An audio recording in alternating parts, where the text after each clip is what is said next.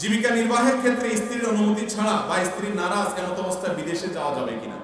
আপনার স্ত্রী যদি আপনার উপর অসন্তুষ্ট থাকে, আপনি বিদেশে যেতে চান এবং আপনি সেখানে গেলে তার চরিত্র সে হেফাজত করতে পারবে কিনা রিস্ক আছে, সে নিজের ব্যাপারে নিজে শঙ্কা করে, অথবা ডাইরেক্ট বলে না কিন্তু আপনি আশঙ্কা করেন, তাহলেও আপনার জন্য বিদেশ যাওয়া জায়েজ নাই। যারা বিদেশ যান, প্রবাসে থান, উপার্জন করার জন্য যান, আমি বলি বিয়ের আগে যাবেন, বিয়ের পরে যদি যান বউ নিয়ে যেতে পারলে যাবেন, আর না হলে প্রবাসে ভাবে থাকবেন না। কারণ প্রবাসে যেতে হলে আপনার দুইটা ভিসা লাগবে, এক হলো যে দেশে যাবেন ওই দেশের ভিসা, আর একটা হলো বউর কাছ থেকে ভিসা নিতে হবে। বউয়ের কাছ থেকে ভিসা নেওয়া মানে হলো অনুমতি নেওয়া যে তুমি যাও, আমার কোনো অসুবিধা নাই, আমি নিজেকে সেফ রাখবো, নিরাপদ রাখবো। বহু প্রবাসী ভাইরা আছে, তিনি পরিবারের জন্য জীবন শেষ করে দিচ্ছেন, এদিকে বউ পরকীয়াতে বা কোনো হারামে লিপ্ত হয়ে গেছেন, কারণ কোনো উপায় নেই। এজন্য উদ্দেশ্যহীন ভাবে বছরকে বছর প্রবাসে পড়ে থাকা, এটা কোনো বুদ্ধিমানের কাজ হতে পারে না। স্ত্রীর হক আছে, সেটা আদায় করতে হবে, মাথায় রাখতে হবে। আমাদের দেশে বিভিন্ন যদি কোনো কিছু প্যাকেটের গায়ে থাকে, আরবি অক্ষরে লেখা মানেই কিন্তু কোরআনের আয়াত না, আরবি অক্ষরে লেখা মানেই কিন্তু সেটা হাদিসের ভাষ্য না বা আল্লাহর নাম না। আরবি থেকে কোনো গান বা খারাপ কিছু লিখতে পারে, এই জন্য ওইটা পায়ের নিচে পড়লে কোরআন হাদিস পড়ানোর মতো গুনাহ হবে, এরকমটি মনে করার কোনো কারণ নাই। তবে যেই কোনো ভাষায় সেটা যাতে অপমান না হয়, অসম্মানজনক না হয়, যে কোনো লেখাজোকা সেটা লক্ষ্য রাখতে হবে। বিশেষ করে এই সমস্ত প্যাকেটে আল্লাহর নাম, বিসমিল্লাহ এগুলো যেন লেখা না থাকে খেয়াল রাখতে হবে। অনেকে ওয়াজ মাহফিলের পোস্টার ইত্যাদিতে কোরআন আয়াত দেখেন, এগুলো পরে ছেড়ে ফেলে দেন, কুকুর পেশাব করে, মানুষের পায়ের নিচে পড়ে, ড্রেনে পড়ে, অসম্মান হয়, এগুলো জায়েজ নাই। এই জন্য কোরআনের আয়াত, আল্লাহর নাম এগুলো থাকলে সেই কাগজগুলোকে সংরক্ষণ করবেন, হয় আগুনে পুড়িয়ে ফেলবেন, আপনার মাটির নিচে পুঁতে ফেলবেন, আপনার পানিতে ফেলবেন, সম্মানজনক ভাবে, যাতে অসম্মান না হয়। কোনো কারণে আরবি লেখা, বিস্কুটের প্যাকেটে কোম্পানির নাম লেখা আছে, অন্য কিছু লেখা আছে, এগুলো পায়ের নিচে পড়লে কোনো গুনাহ হবে বা আপনার অসম্মান হবে কোরআন হাদিসকে, এমনটি মনে করার কারণ নাই। দর্জি দোকানের কাস্টমারের অতিরিক্ত কাপড়গুলো না বলে রেখে দেওয়া যাবে কিনা। দর্জি দোকানদার আপনাকে কাপড় দিছে কাপড় বানানোর জন্য, সেখান থেকে ছোটখাটো টুকরা বের হয়েছে, এগুলা কেউ নেয় না, নিতে চায় না, সেগুলো রেখে দিলে কোনো অসুবিধা নেই। কিন্তু বড় একটা টুকরা বের হয়েছে, মাশাআল্লাহ, এটা দিয়ে ভালো কিছু বানানো যাবে, আপনি চান্সে আসতে সরাই দিলেন, ওই লোক টেরও পায়নি, এটা হারাম। আর যদি এমন হয় যে ওই লোককে এটাকে নিবেই না, আপনি জানেন তার অভাব নেই, তাহলে সেটা আপনি রেখে দিতে পারেন। কিন্তু আপনার দায়িত্ব হলো বড় বা এটা দিয়ে কোনো কাজে আসবে মনে হলে সেটা কাপড়ের সাথে অবশ্যই ফেরত দেওয়া। পরে মহরানা ও কাবিনের মধ্যে পার্থক্য আছে কি? মহরানা এবং কাবিনের মধ্যে পার্থক্য কি? মহর হলো স্বামী তার স্ত্রীকে যেটা দেয়, যে টাকাটা দিতে হয় ধার্য করে, এটা মহর। এটা তো দেওয়া লাগে না, এটা শুধু লেখলেই হয়, তাই না? আপনারা কি দেন না শুধু লেখেন? বউকে মহরের টাকা পরিশোধ করছেন, এরকম মায়ের বোধ যারা আছেন সব একদম হিসাব করে ক্যাশ দিয়ে দিচ্ছেন, জিনিসপত্র বুঝে দিয়ে দিচ্ছেন, আপনারা তো দেখি দেখছেন কি অবস্থা? একটা ভিডিও ফুটেজ নেওয়া উচিত ছিল। কি লাভ হবে সমস্ত ওয়াজ করে বলেন? ভবিষ্যতে দিবেন, আমি এরা ভবিষ্যতে দিবে ইনশাআল্লাহ, এরাই আমাদের আগামীর ভবিষ্যৎ ইনশাআল্লাহ। আপনারা জাগলে এই দেশ পরিবর্তন হবে ইনশাআল্লাহ। যারা বিয়ে করেন নাই, বিয়ের সময় স্ত্রীর মহরের টাকা যা ধার্য হবে সবটুকু স্ত্রীকে বুঝে দিবে ইনশাআল্লাহ। নিয়ত করবেন তো ইনশাআল্লাহ? নিয়ত করে লাভ কি? মহর ধরবে মুরব্বীরা 30 লাখ 1 টাকা, আপনি 30,000 টাকা বেচা যাবেন। মুরব্বীরা বলবেন 10 লাখ 2 টাকা মহর, আপনি 10 টাকা বেচা যান না। এগুলা জায়েজ নাই, সমস্যা সমাধান করতে হবে। আমার বিয়ের কথা, আমার বিয়ের সময় মহর নিয়ে যখন কথা হয়, দেখি যে এক একজন এক এক কথা বলে। আমি বললাম যে দয়া করে আমি একটু কথা বলতে চাই। বলে যে আর ছেলে কথা বলবে। ছেলে কথা বলা তো আজকাল দোষের, তাই না? আমরা ছোটবেলা দেখতাম বিয়ের সময় বরের হাতে একটা রুমাল ধরাই দিত, এই রুমালটা বেচারা মুখের মধ্যে দিয়ে বসে থাকতো।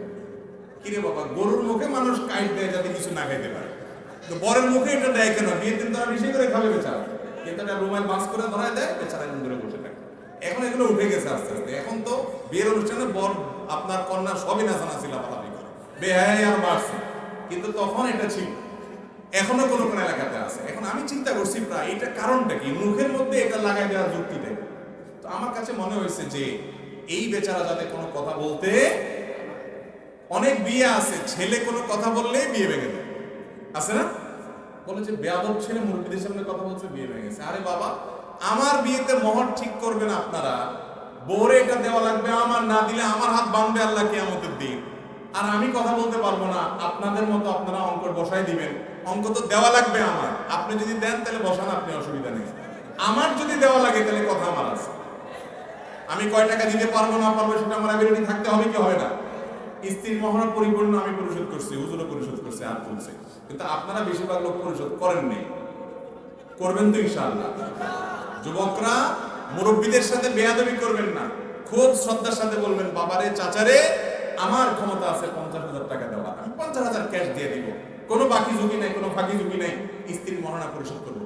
দিয়া আবার 2 দিন পরে বসে থাকে যে দেখো এখন তো দিছি তোমারে, হুজুর মাসালা বলছে দিছি, এখন আমার তো সৌদির ভিসা চলে আসছে, 50,000 টাকা হইলেই হয়। কত 50,000? আপনি সবই তো তোমার।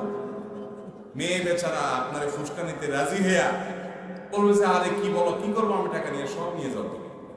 এই গেল আর কি ধরা খাইয়া বেচারা। আমার দেশে মেয়েরাও সোজা, খবরদার এই সমস্ত 2 নম্বরই করবেন না, সম্পূর্ণ পাই পাই করে তারা বুঝাই দিবেন, মনে থাকবে তো ইনশাআল্লাহ। অতএব এই মোহর হলো স্বামী তার স্ত্রীকে যেটা দেয় এটা দিয়ে দিতে হবে। দেওয়ার পর তিনি কি তার বাপের বাড়িতে নিবেন, আপনাকে দিবেন, দান করবেন, খেয়ে ফেলবেন, এটা তার, এটা নিয়ে আপনি কোনো প্রশ্ন করতে পারবেন না, কোনো সে করবেন না, স্ত্রীকে অধিকার দিবেন, মনে থাকবে তো ইনশাআল্লাহ। আচ্ছা, কাবিন হলো সাধারণত কাবিন নামা বলে, বিয়ের যে চুক্তি হয় যে কাগজ, ওইটাকে কাবিন নামা বলে। আর ওটা হলো মোহর, হলো ওইটা টাকাটা। অধীনস্থদের দিনের কাজের জন্য বাধ্য করা যাবে কিনা, প্রয়োজনে হাত তোলা যাবে কিনা, যদি কোনোভাবে কাজ না হয় তাহলে করণীয়। অধীনস্থ বলতে যদি ছেলে মেয়ে হয়, তাহলে ছেলে মেয়েকে আপনি নিজের স্ত্রীকে অবশ্যই জোর করবেন, আর্গুমেন্ট করবেন, প্রথমে নসিহত করবেন শুরুতে জন্য। কিন্তু অধীনস্থ বলতে কাজের লোক, অন্যান্য কর্মচারী যদি থাকে তাদেরকে যে কোনো দিনই কাজের জন্য আপনি বাধ্য করতে পারবেন না। এরপরে প্রশ্ন হলো, আমি কোনো একটা কাজের জন্য একজন ব্যক্তির কাছে বেশ কিছু টাকা দিয়েছিলাম, কোনো কারণে উক্ত কাজটি সম্পূর্ণ হয়নি, এখন তার কাছে টাকা ফেরত চাইলে না টালবাহানা করে, প্রায় 2 মাস ধরে ঘুরাচ্ছে, দিবে দিবে না বলে, এমত অবস্থায় আমার করণীয় কি? যদিও বিষয়টি হাস্যকর কিন্তু আমার কাছে অতীব জরুরি। কেউ যদি টাকা দিয়ে টাকা নিয়ে আর না দেয়, অনেক লোক আছে দেখবেন টাকা একবার নিতে পারলে আর দেওয়ার কোনো খোঁজ খবর। বুখারীর হাদিস, নবী করিম সাল্লাল্লাহু আলাইহি ওয়াসাল্লাম বলেছেন, খায়রুন নাসি, খায়রুন নাসি, মানুষের মধ্যে সবচেয়ে ভালো মানুষ হলো ওই লোক যে ব্যক্তি আহসানুহুম কাদাআ, আহসানুকুম আহসানুহুম কাদাআ, তোমাদের মধ্যে ভালো মানুষ সে যে ব্যক্তি ঋণ পরিশোধে ভালো মানুষের পরিচয় দেয়। অনেকে দেখবেন দোকান থেকে বাকি নেয়, নেওয়ার পরে আর ওই দোকানের সামনে দিয়ে হাঁটে না, অন্য দোকানে যায় নগদ কিনে খায়, আছে না নাই? এরা খারাপ মানুষ, এরা ভালো মুসলমান না। যদি কেউ আপনার টাকা এরকম ঘুরায়, শরীয়ত আপনাকে অধিকার দিয়েছে, আপনি আইনের আশ্রয় নিবেন, প্রশাসনের আশ্রয় নিবেন, তাকে জোরপূর্বক বলপূর্বক তার কাছ থেকে ইচ্ছা কিন্তু সে ঘোরাঘুরি করে এবং না দেয়, বাহানা করে, তাহলে নিতে পারেন। কিন্তু যদি সে অভাবে থাকে, কষ্ট থাকে, তাহলে সেক্ষেত্রে অবশ্যই তাকে ছাড় দিবেন। এনজারুল মুনসির হাদিসে বলা হয়েছে এটাকে, যে কষ্টে আছে তাকে একটু সুযোগ দিবেন, সেটা সওয়াবের কারণ হবে। আমি একটি কলেজে অধ্যয়ন করছি, কলেজে মহিলা টিচার রয়েছে, তো যারা ক্লাস নেয় তখন আমার ইচ্ছা না থাকা সত্ত্বেও তার দিকে তাকিয়ে থাকা লাগে।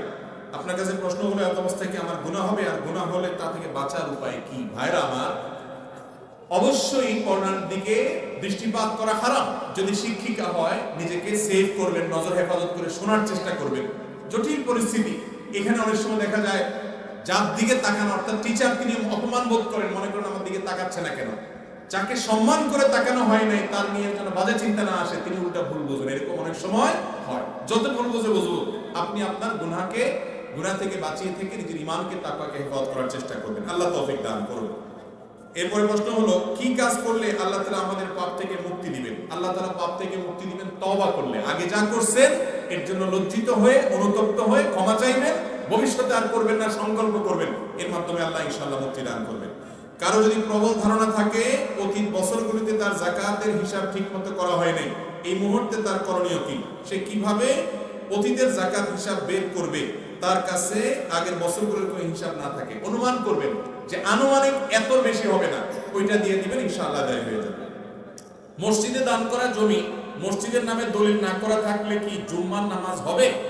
মসজিদে দান করা জমি যদি দলিল না হয়, তারপরও সেটাতে কি হবে? জুমা আদায় হয়ে যাবে। যদি দান করা হয়, দলিল হয় না কিন্তু মুখে মুখে দান করা হয়েছে, তারপরও জুমা আদায় হয়ে যাবে। এমনকি দান করা হয় নাই, ভাড়া দিছে বা অনুমতি দিছে লিজে ব্যবহার করা, তাতেও জুমা আদায় হয়ে যাবে। যতই উঠেন আমার হাতে বসে শেষ করা ছাড়া আমি ছাড়তেছি না। এরপরে প্রশ্ন, অনেকে আমাদের দেশে একদিন আগে ঈদ উল ফিতর পালন করে, ইসলামী দৃষ্টিতে এটা সঠিক কিনা? আমাদের দেশে, আপনাদের এলাকায় একটু কম, চাঁদপুরের দিকে একটু বেশি, কোনো কোনো এলাকায় আছে। কিছু লোক আছে সৌদির সাথে মিল করে ঈদ করে, আছে না নাই? মনে রাখবে, যারা এটা করেন এটার একটা বেস ভিত্তি আছে। ফোকায়ে কেরাম অনেক আগে থেকে মত পার্থক্য করেছেন, পৃথিবীর যে কোনো এক জায়গায় চাঁদ দেখা গেলেই সেটা সব জায়গায় চাঁদ দেখা গেছে প্রমাণ হবে কি হবে না, এটার উপরে মত পার্থক্য আছে। কিন্তু আমাদের দেশে এই একটা মাসআলায় হানাফি, আহলে হাদিস, আপনার বেরেলভি, দেওবন্দি, যত রকমের মাসলাক মানহাজ আছে, সব মতপথের প্রায় সব উলামায়ে কেরাম একমত যে আমরা আমাদের এই দেশের আকাশে চাঁদ দেখা প্রমাণিত হওয়ার উপরে ভিত্তি করে আমরা সিয়াম এবং ঈদ পালন করব। আর নবী করিম সাল্লাল্লাহু আলাইহি সাল্লাম বলেছেন, যেদিন লোকেরা ইফতার করে অর্থাৎ ঈদ করে সেদিন ঈদ করবা, রোজা করে যেদিন রোজা রাখে সেদিন তোমরা রোজা রাখবা। অতএব মানুষের এই কমন আমল সবাই একমত, এখান থেকে বের হওয়া, পৃথক হওয়া, ভিন্ন কোনো পথ বাহির করা এটা গোমরাহি, এটা কখনো জায়েজ হতে পারে না। বৈশ্বিক ঐক্য সৃষ্টি করার জন্য আপনি দেশে অনৈক্য সৃষ্টি করবেন, দেশে বিভেদ সৃষ্টি করবেন, এটা কোন অবস্থাতে জায়েজ হতে পারে না। এরপরে প্রশ্ন হলো, বিসমিল্লাহ যেখানে সেখানে লেখা পড়ে থাকে, এটা আমরা উত্তর দিয়েছি। আমাদের সমাজে অনেকে ৫ ওয়াক্ত নামাজ পড়ে আবার বিড়িও খায়, ধূমপান করে, ইবাদত কবুল হবে কিনা? এর দৃষ্টান্ত হলো ওই ব্যক্তির মতো যে ব্যক্তি ঔষধও খায় বিষও খায়, ওষুধও খায় বিষও খায়। ওষুধের রোগ ভালো হবে আর বিষে সে মরে যাবে। অতএব নামাজও পড়ে আবার খারাপ কাজও করে, ব্যাপারটা এরকম। তারপরও নামাজ অব্যাহত রাখতে হবে ইনশাআল্লাহ। এরপরে প্রশ্ন হলো, কিস্তিতে বেশি দামে পণ্য কিনলে তা হালাল হবে কিনা? কিস্তিতে যদি বেশি দামে পণ্য কিনেন, একটা জিনিস 10 টাকা দাম, নগদে নিলে, কিস্তি নিলে 12 টাকা দাম, এটা জায়েজ আছে কিনা? উত্তর হলো জায়েজ আছে। এটা হারাম হবে না, সুদ হবে না। সাহাবীদের যুগেও কিস্তিতে কেনা বেচার প্রচলন ছিল, সেখানে কম বেশ করা যাবে না এমন কোন শর্ত নবী করিম সাল্লাল্লাহু আলাইহি ওয়াসাল্লাম দেন না। এইজন্য ফোকায়ে কেরামের অভিমত হলো যে কোন জিনিস নগদে কিনলে এক দাম, কিস্তিতে কিনলে দাম একটু বেশি, এটাতে কোনো অসুবিধা নেই। ক্রেতা বিক্রেতা যদি উভয় রাজি থাকেন, জায়েজ আছে।